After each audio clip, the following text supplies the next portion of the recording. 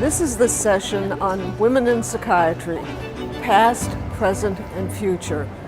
We are talking about the role of women in psychiatry, their leadership roles, their future leadership roles, how they got there, how they see the role of women in the future, how they see the role of the APA in the future, and how they see the role of psychiatry in the future. Women have had an important role historically. It began late in the career of the APA. The first woman president was the first of a line of 12 women presidents. Each woman president was mentored by the president before her.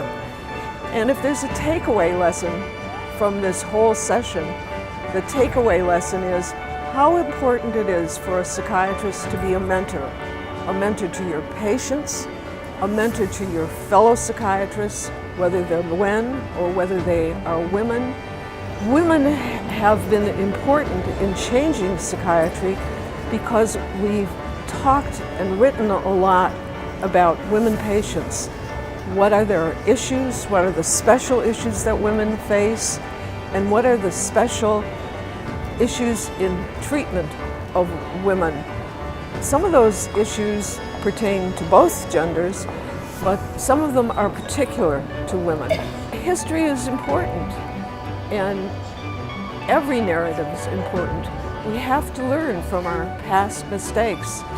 If we don't pay attention to history, we'll continue to make the same mistakes. And there weren't women in leadership positions in the APA for many, many years. Fortunately now, women are well represented, but if we forget about the past, we won't be prepared for the future.